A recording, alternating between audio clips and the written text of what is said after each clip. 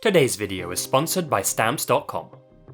Time flies when you're a business owner, let me tell you.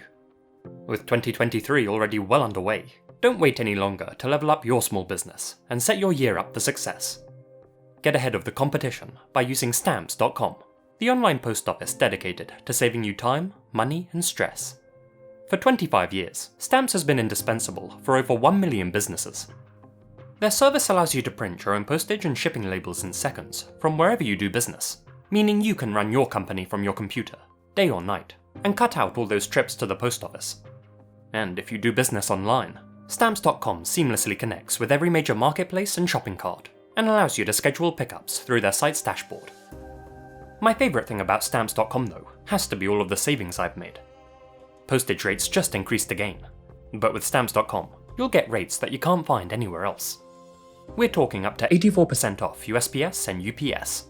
Plus, Stamps.com automatically tells you your cheapest and fastest shipping options, so you know you're always getting the best deal possible. Make the most of 2023 by setting your business up for success with Stamps.com. Sign up today at Stamps.com/LazyMasquerade, and you'll get a special offer that includes a 4-week trial, free postage, and a free digital scale. No long-term commitments or contracts, just hassle-free postage on demand. Again, that's Stamps.com/LazyMasquerade. For every person that appears to have it all, there's 100 others that want a piece of their pie. Question is, how far would you go for your slice? Today, we'll be exploring a very recent case from my former home city of Hong Kong, one which locals are already calling the real-life Parasite incident. Young, vivacious, and beloved by hundreds of thousands, influencer and media personality Abby Choi was seemingly living the perfect existence. An existence that most people her age could only dream of. With a sizable following, an even more sizable bank balance, and a modelling career that was going from strength to strength, it seemed like for this 28-year-old socialite, the sky truly was the limit. But, unfortunately, her big dream of becoming a global fashion icon was to be short-lived. And I mean that in the most literal sense. This is the story of Abby Choi, aka the Human Soup Incident. Abby Choi was born and raised in Hong Kong, an economic hub and a multi-millionaire's playground. But even amongst the city's most elite residents, Abby and her family were considered particularly well off. Her parents ran an extremely successful construction company back on the mainland, which afforded Abby the time and resources she needed to pursue her life's passion. And that passion was fashion. Being something of a trendsetter, Abby would mix and match pieces in interesting and aesthetically pleasing ways, and soon caught the attention of mainstream fashion outlets like Vogue and Elle. Abby quickly began to build up a strong profile, and before long, she wasn't just the daughter of rich parents, but was personally very wealthy herself, with a net worth in excess of 100 million Hong Kong dollars. As well as being glamorous in front of the camera, Abby's life was equally as glamorous behind it too. She would often brush shoulders with Hong Kong's most famous faces, and many of them became her close, personal friends. Even though Abby's career was very important to her, family always came first. At the tender age of 18, she had married her childhood sweetheart, Alex Kwong, a man from a much humbler background. The pair went on to have 2 sons together. Sadly, this union wasn't to last, with Abby and Alex separating 4 years later in 2016. Unlike most couples, however, the pair of them managed to remain friends. In fact, Alex would go on to hang out with Abby frequently, and even began referring to his ex-wife as his sister, both in real life and in his social media posts. Abby also maintained a close relationship with Alex's family as well, including his brother, Anthony, a man who also referred to her as Sis, and who worked for Abby as her personal driver. As a sign of goodwill, Abby even bought Alex's parents, Kao and Shu Hong, a luxurious 4-bedroom property in the upmarket neighbourhood of Kadoorie Hill. As you probably know, land's at a premium in Hong Kong, so needless to say, This 1,800 square foot residence cost her a fortune. Around 73 million Hong Kong dollars to be exact, or $9 million US. Despite coming from humble beginnings, the Kwongs were now living lavishly alongside Hong Kong's highest rollers. Abby even extended her generosity further by helping her former brother-in-law, Anthony, purchase a house of his own. According to a close friend of Abby's, she always went to extreme lengths to make sure that everyone, including her ex-husband's family, were well taken care of.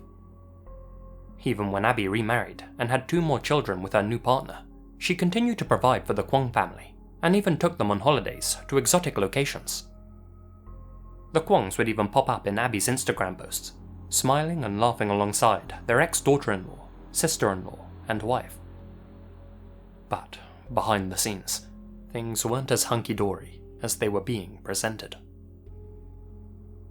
In February 2023, an amazing opportunity fell into Abby's lap.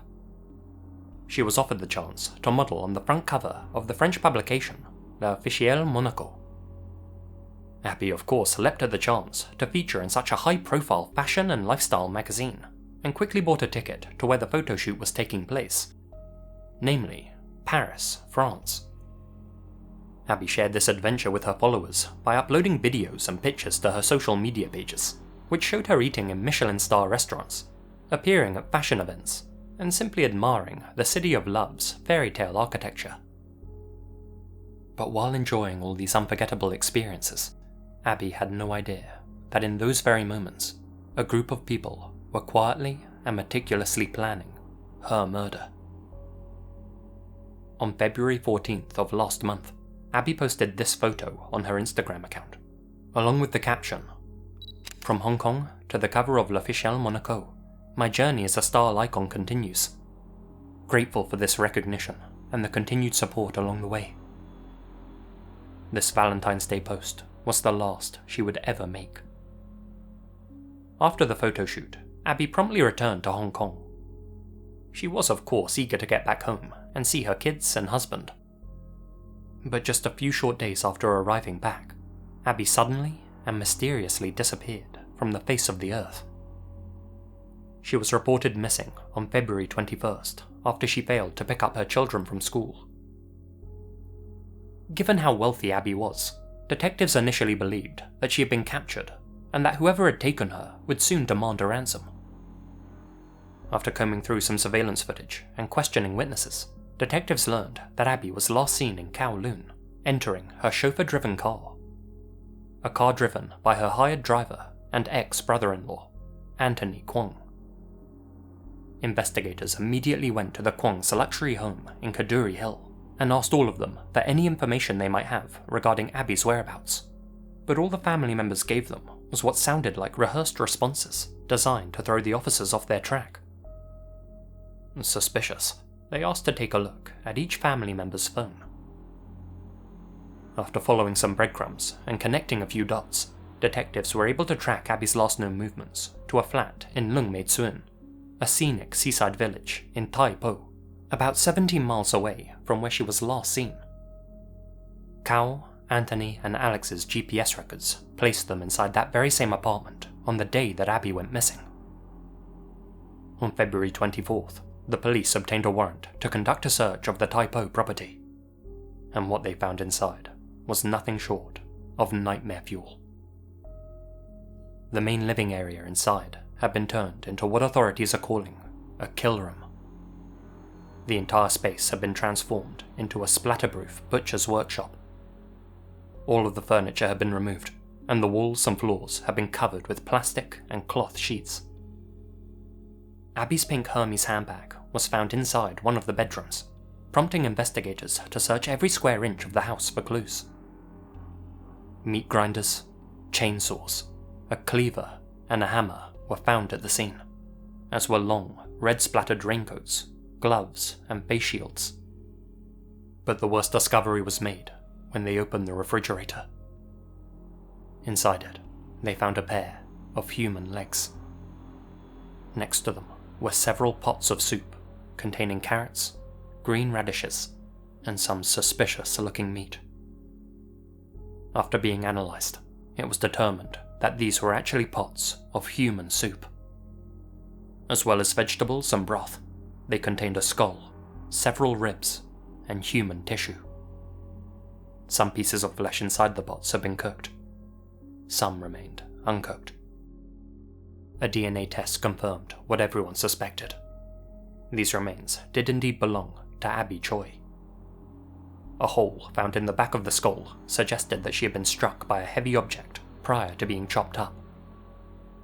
It's currently unknown whether she was alive or not when the butchering began. CCTV footage captured outside the flat showed a man leaving with a plastic wrap box believed to contain Abby's missing pieces, including her hands and sections of her torso. HKPD's elite diving team, the Flying Tigers, have been combing the water looking for the box's contents, and more than 100 officers have been searching junkyards and cemeteries. But as of right now, their search has turned up nothing. After discovering this grisly scene, Hong Kong police paid a visit to the Kwong family household one more time. There, they found Abby's 65-year-old former father-in-law, Kao, along with her 31-year-old former brother-in-law, Anthony. Both were charged with her slaying and taken into custody. Officers also charged Abby's former mother-in-law, 63-year-old Xu Hong, with preventing the course of justice after she helped her sons and husband dispose of evidence. 3 of the culprits were now in custody, but there was one glaring problem. Abby's 28-year-old ex-husband, Alex, was nowhere to be found. A citywide manhunt quickly ensued. As mentioned, Abby moved in powerful circles, and several of her wealthy friends offered huge sums of cash for any information leading to Alex's capture. This tactic paid off. After receiving a tip, officers caught Alex on Lantau Island, attempting to flee the city in a speedboat. He was carrying $500,000 Hong Kong dollars in cash, along with several luxury watches, which were worth 4 million HKD. Presents gifted to him by Abby. As it would turn out, the family's patriarch, Cao Kwong, the man who had masterminded this entire operation, happened to have a secret mistress his wife didn't know about. This woman, a 47-year-old masseuse named Chi Wing, had actually helped hide Alex in a luxury Arch Sky Tower apartment before his attempt to escape Hong Kong. She too was charged with aiding an offender. A 6th person has also been arrested for helping organize Alex's escape in return for 300,000 HKD. All of the co-conspirators have now been apprehended, and all bar Chi were denied bail. But now the obvious question is, why? Why would the Kwong family conspire to take Abby's life when she had been nothing but kind to them? When she had shown them the world, paid for their bills, and gifted them a multi-million-dollar home to live in? According to prosecutors, the answer to that question boils down to 3 words: greed, entitlement, and amorality. It's believed that in the lead-up to Abby's untimely end, she had actually planned to sell the Kaduri Hill home that she had gifted to the Kwong family. Even though the house had been purchased in Cao Kwong's name, Abby was the one who had actually paid for it, and thus she was entitled to sell it. This angered the Kwongs, despite the fact that they hadn't paid a penny for the house in the first place. Abby promised to find and pay for a new house for her ex-family to live in, but that did little to soothe Cao Kwong's fury. In response to Abby's perceived betrayal, Cao enlisted his 2 sons, Alex and Anthony, and together they hatched a plan to slay their former family member. While Abby was away in Paris, the trio rented the flat in the coastal village of Lung Mei Tsuen. There, they set up their kill room and waited for Abby to return to Hong Kong. The flat was arranged meticulously by cold-blooded killers, said Superintendent Alon Chung. The suspects covered the walls of the flat with a sail, and they put on face shields and raincoats so that they wouldn't get bloodstained by dismembering the body. On February 21st, a few short days after Abby had arrived back in Hong Kong, she got into her 7-seater car with Anthony Kwong, believing he would drive her to her daughter's school. Instead, he took her to the entrance of Lion Rock Tunnel, where Alex Kwong was waiting for them. It's speculated that Alex entered the vehicle and struck his confused ex-wife in the back of the head. The brothers then drove her out to the rented flat, where their father was waiting for them. Then, the sawing and cooking began.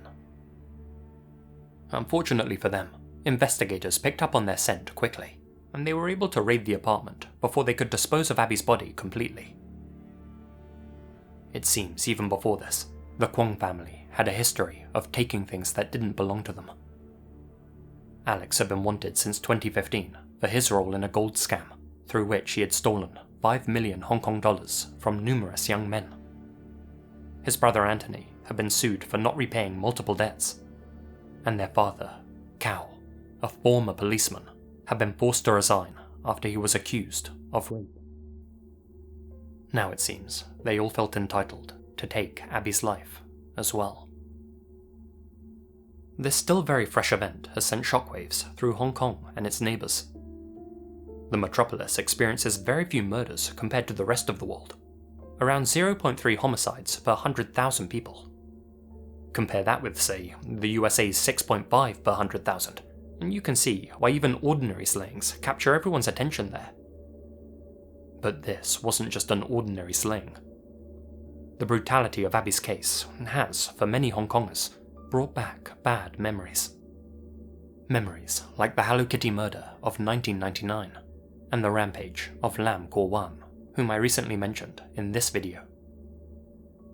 Given Abby's internet following, countless Chinese-speaking netizens have expressed their outrage with the Kwong family, whom many now refer to as parasites, both for how they leached off Abby, and for the obvious parallels between this case and Bong Joon-ho's movie, Parasite, in which a poor family infiltrates a much wealthier one. The Kwong family's social media pages are now filled to the brim with commenters labelling them psychos and demons, and many mainlanders have called for them to be put to death. But although capital punishment is still practiced in China, Hong Kong operates under different laws to the mainland. The death penalty was abolished there in 1993, so if found guilty, Cao, Anthony and Alex will instead receive a mandatory life sentence. They're due to appear in court again this May, and are yet to enter their pleas. Given the video, DNA and GPS evidence against them, I think the outcome will be the same however they choose to proceed. Now the only real question is, how? How did an entire family decide to take the life of someone who had been nothing but kind to them? And not only that, but concoct an elaborate plan together. I'd understand if one of them held an illogical grudge and acted alone, but for all of them to sit around a table and agree that this was the best course of action, well, it's hard to wrap your head around. In an interview, Abby's close friend, Bernard Cheng, said, "I never imagined that a person who's so good, so full of love, so innocent, a person who never did anything bad, would be killed like this. My heart's still heavy. I can't sleep well." Abby leaves behind 4 children, aged between 3 and 10, as well as her husband, Chris. He described her as a kind-hearted and good person who always wanted to help others. Her social media pages have since been flooded with tributes and kind words, and her legacy lives on through the Palmes organization, a charity she set up dedicated to helping stray animals. It's difficult to believe that people like the Kwongs exist. People so consumed by greed that they'd do anything to hold on to what they have, even if what they have isn't theirs in the first place. The kind of ungrateful people you could give the world to, and all they'd say in return is more, more, more.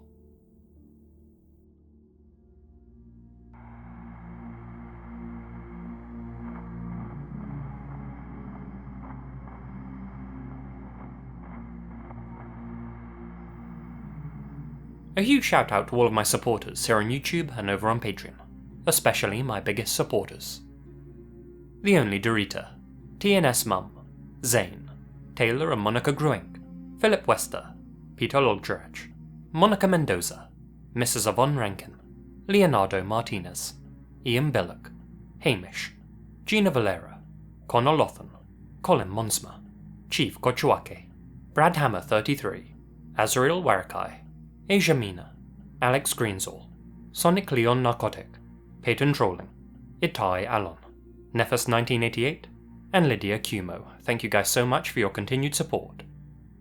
Until next time, guys. The devil's in the detail.